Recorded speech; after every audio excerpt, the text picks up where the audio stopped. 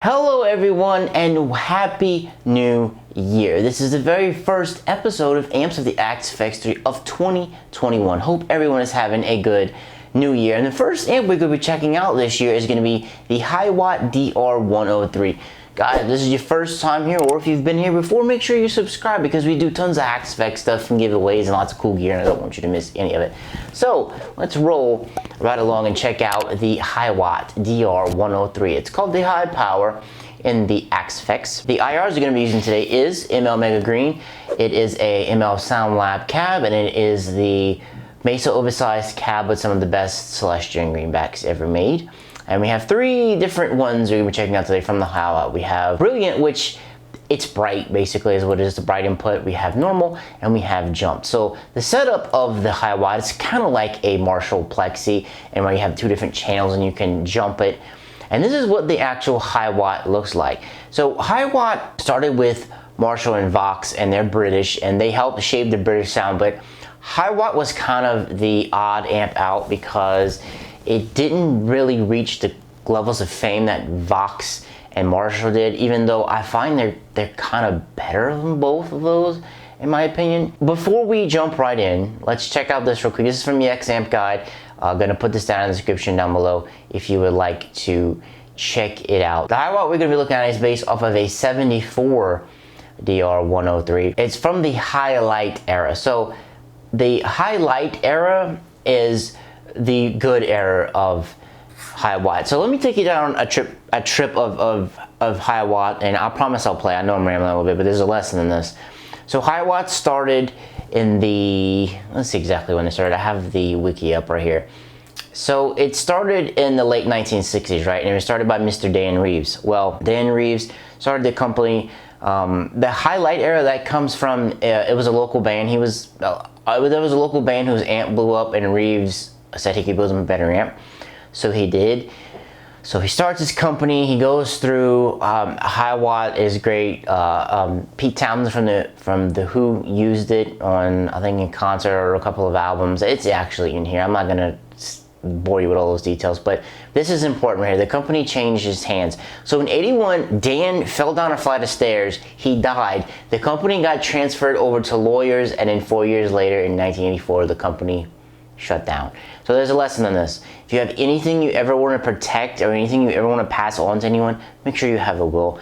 Make sure it's tied up from the beginning and updated every year, because it's very sad that Dave died.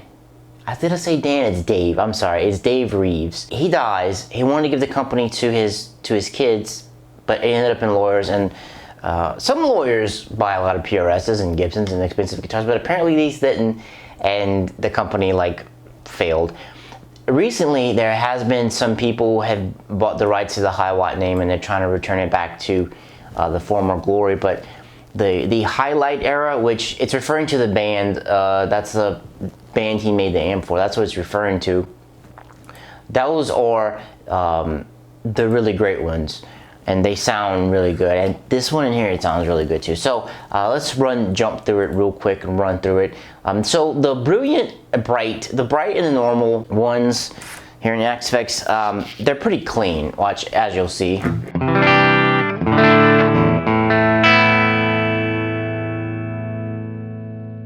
Write it down a little bit so no one blows out their ears.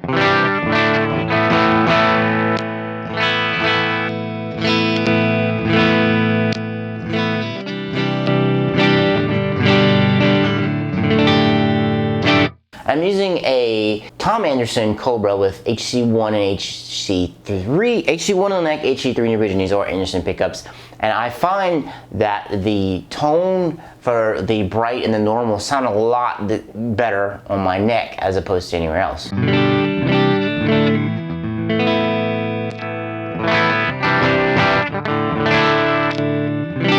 You get a slight overdriven sound on the bridge pickup, but it sounds really good in the neck. It's nice and full, and the clean tone from this is surprisingly really good. I did not expect the clean tone to be this good, but it's really good.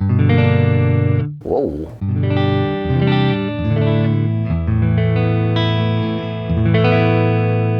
And as you can hear, you have a lot more bass on the Normal plug, because I mean, this amp in general is pretty bassy. It just is. Out of the two, I think I like the normal the best, just because of how... Sorry, the bright. I'm trying to do this in a hurry. Let me slow down a little bit. If you hear any booms in the background, it's because I'm filming this on New Year's Day and people are still popping fireworks, scaring my dog. So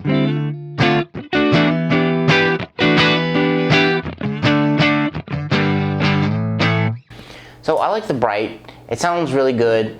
That's particularly because I am using a humbucking type of guitar. So the normal would probably sound a lot better if you have like some single coils that are really bright.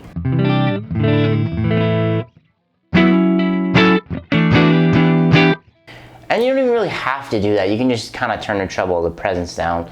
But the normal would kind of be like a little shortcut way. So let's get to the jumped. And what jumped means is like you just jump. I'll show you right here on it. You like jump a cable from here to here or from here to here. It depends on how you want to do it. You just jump it like that and then you get access to both of the channels. And as you can see right here, we have the input drive and the normal drive. So you get access to the like drive channels from both of the channels. And this is what it sounds like jumped. Actually, let me lower this. I think I lowered it down a little bit. Yeah, let's go.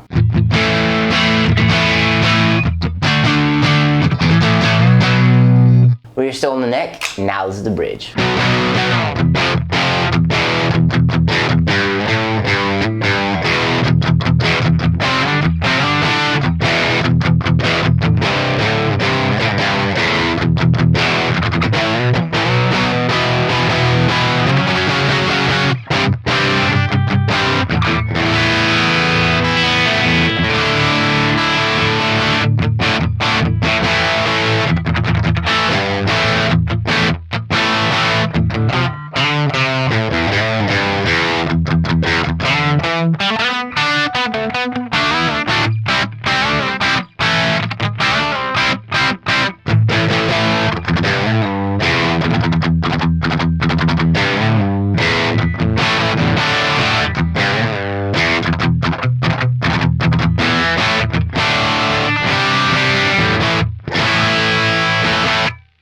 I really like the jump setting on here. It sounds so great. It's kind of almost like instant Who settings.